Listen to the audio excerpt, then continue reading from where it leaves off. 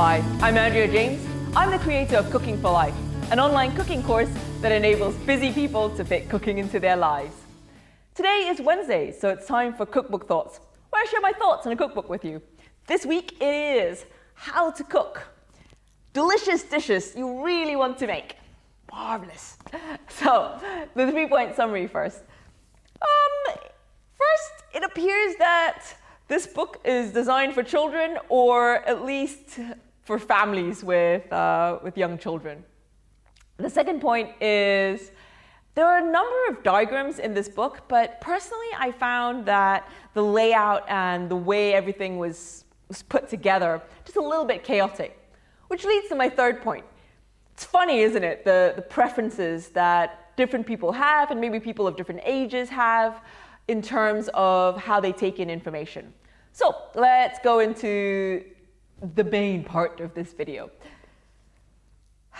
The first point. And this is not unique to this book. I've bought quite a number of how-to cook books over the last however many years, partly because I like to learn new things, but partly also to see how other people explain concepts and go through instructions. Because just because I have one way of explaining things, it doesn't mean that the majority of people would take in information in a similar way. So I try and have a look at what other people do. And so this book did give me some ideas about maybe I can mix up the layouts and the explanation of things.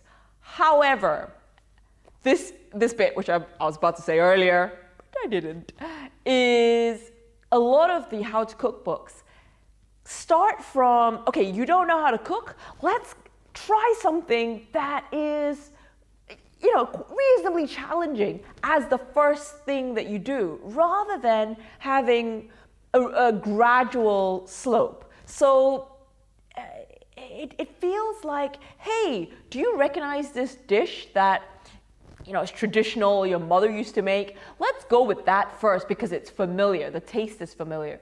Sure, at least you know what you're aiming for. But in terms of the amount of equipment that you need, the skill set that's required, people might not be prepared for that level yet. And this is a typical example where the very first recipe that they teach is minestrone soup. And for me, I think that involves a number of different skills, and the length of time that it takes is also quite long for somebody who is new to cooking. So it says it takes 30 minutes of preparation time, and that includes finely chopping an onion, which if you're not familiar with, can be a little bit challenging. You're gonna finely chop 3 cloves of garlic and 2 celery sticks.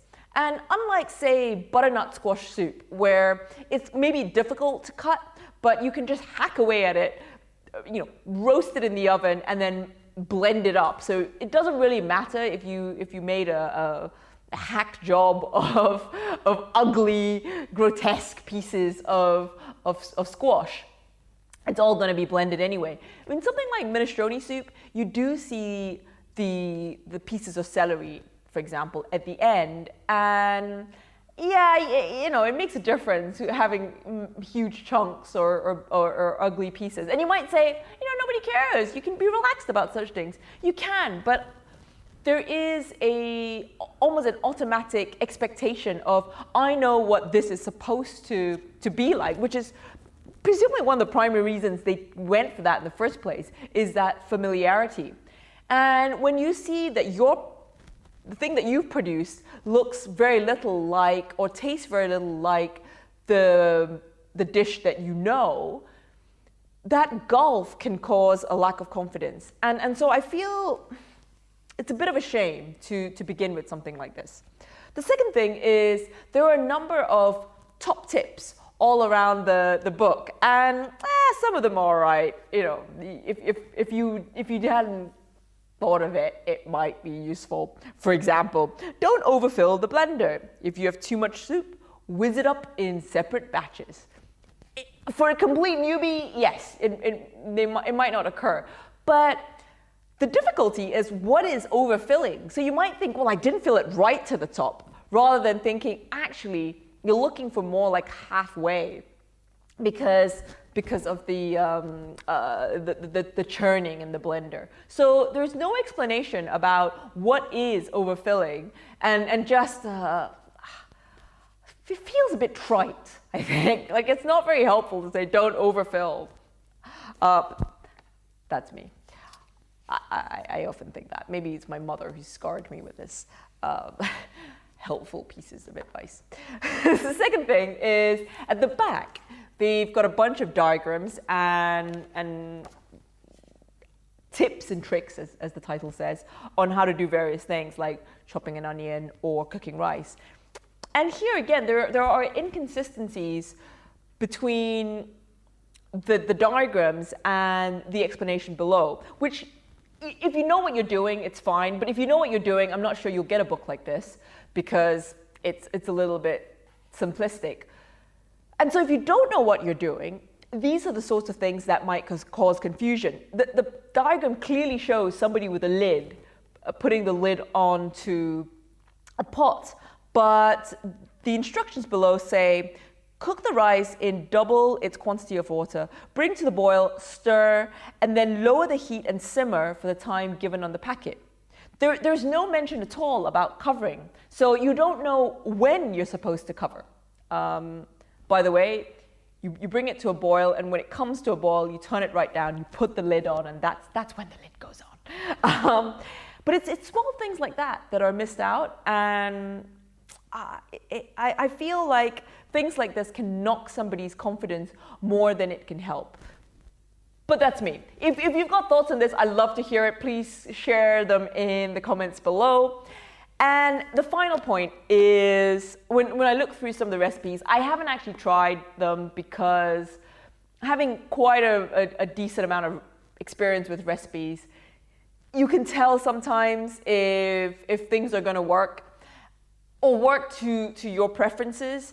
And a lot of the recipes in here look to me, and I was trying to find out what is it about them. And finally, just before I was making this video, I thought, they're like the home economics classes that we had to do, well, I don't know if you had to do, I had to do in school all those years ago.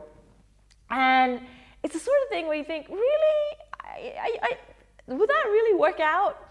If you try to move from a thin pancake to a thick pancake, all you do is add more flour. I'm not sure it's going to be delicious dishes I'll really want to make. So, in sum, it's not really a book for me. I clearly was not the target audience, despite wearing the sheep jumper for you today. It's even for people who are just beginning or are kids. I don't know if this is the one that I would go for. So, not a recommendation. I tried my damnedest to like this book, but it's a no for me. All right, that's all we have for today. Do join us again next week for another Cookbook Thoughts. And until then, cook well and eat well. See you next week. Bye.